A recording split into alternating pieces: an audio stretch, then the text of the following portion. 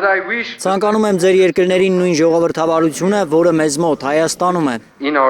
Դատական նիստերի դահլիճից Բագրատ Սրբազանը անգլերեն է արձագանքում Եվրոպայի խորհրդի խորհրդարանական վեաժողովի 2025 թվականը ամփոփող բանաձևին, Բայց Հայաստանը պիտի ազատագրվի, որտեղ ԵԽԽՎ մտահոգություն էր հայտնել մի քանի հոգևորականների իշխանությունը զավթելու դավադրությունների մասին տեղեկությունների առնչությամբ։ Firstly, it is obvious that you have Ակնհայտ է, որ դուք որևէ անաչառ մոնիթորինգ չեք արել, առնվազն ինձ հետ կամ անարդարացիորեն մեղադրվող որևէ այլ հոգևորականի հետ ոչ ոք կապ չի հաստատել։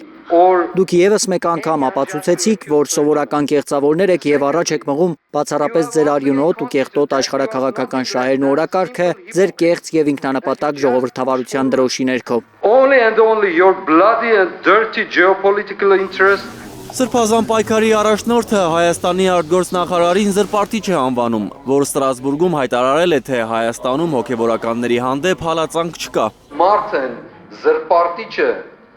հայրենավաճառը խորհրդարանի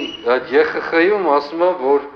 եկեղեցականների նկատմամբ հալածանք չկա։ Հալածանքը մեր պատիվն է։ Հալածանքով ոչ մեկ չի վախեցնել մեզ։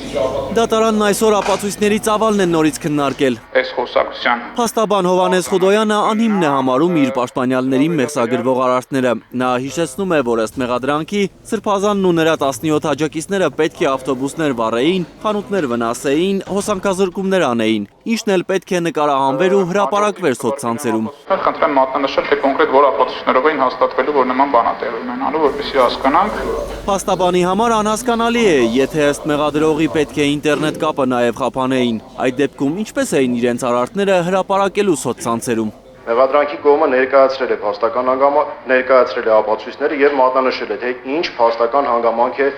այն հիմնավորում կամ երգում։ Դատավոր Կարեն Ֆարխոյանին բարկացնում է, որ պաշտպանները առարկություններ են ներկայացնում։ Ոչ թե ապացույցների ծավալն են քննարկում։ Ըստ նրա դատաքննությունը չի կարող հավեր շարունակվել։ Դատական հաջորդ նիստը փետրվարի 5-ին է։ Էդգար Ղուշչյան, Նորայր Շարբաթյան եւ Արմեն Ապրեսյան, Հայլուր։ Հայաստանում ու աշխարհում տեղի ունեցող իրադարձությունների մասին առաջինն իմանալու համար բաժանորդագրվեք մեր ալիքին, սեղմեք զանգակը, որ բաց չթողնեք ամենահրատապը, կարևորն ու հետաքրքիրը։